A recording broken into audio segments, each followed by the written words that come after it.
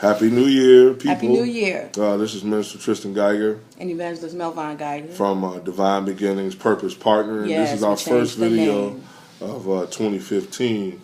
And we just want to share our heart with you real quick on a video we saw that covered these two topics. One, is it okay if you're married to have friends of the opposite sex?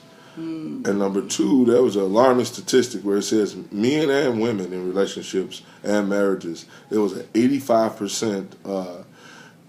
It was 85% of men and women said they have a Plan B man or Plan B woman already in their mind in the event that their marriage or relationship doesn't work out.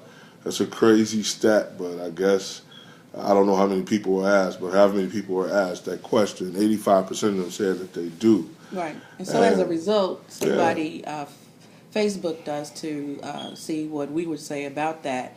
And what we would say basically in response to it is, in a marriage covenant, you need to make sure that you are friends with God and friends with your spouse before making certain that you're friends with any outsiders outside of that marriage triangle. And so I say that to say this.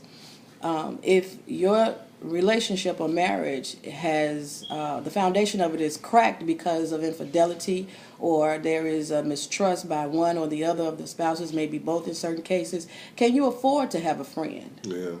Can you afford that? Because the relationship consists of God, and who is the governing factor of your marriage. And so being a friend of God knowing your heart and mind more than you even knowing your own, can you afford to have outside friendships when your relationship or marriage is already rocky? Yeah. Now, our take on it, we're not against it. But here's the thing. You have to be able to handle that. And you have to operate in wisdom within your life and within your marriage. If you struggle with, I don't know, infidelity or lust or things like that, you have to be honest with yourself. Can you handle such a relationship?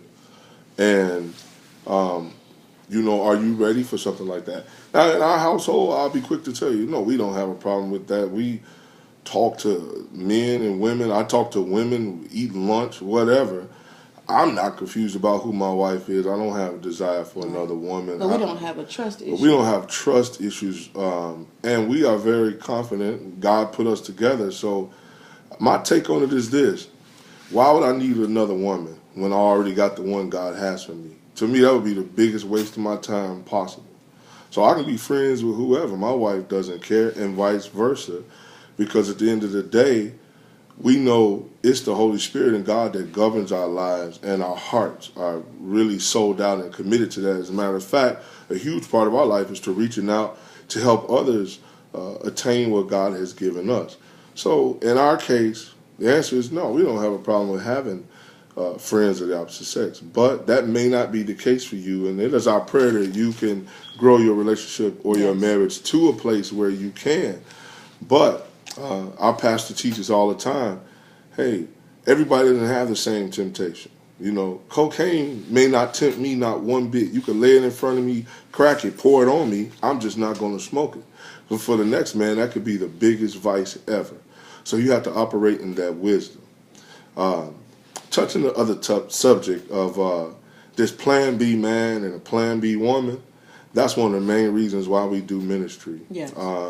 We feel like when you learn how through the scriptures to get connected to a spouse that's connected to your destiny, and that's why we call our ministry Purpose Partnering, because we believe marriage, because it's created by God, that it has purpose in God and that it has kingdom purpose, then you don't have time for Plan B because you're so attached and married to God's purpose for your life.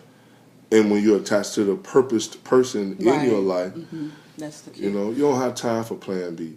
I feel like if you got a Plan B person, you failing before you lost before you even started. And here's a thought too. A lot of times, this Plan B person is the person that you left in a past relationship. Yeah. I minister to a lot of women, and together we minister to quite a few couples.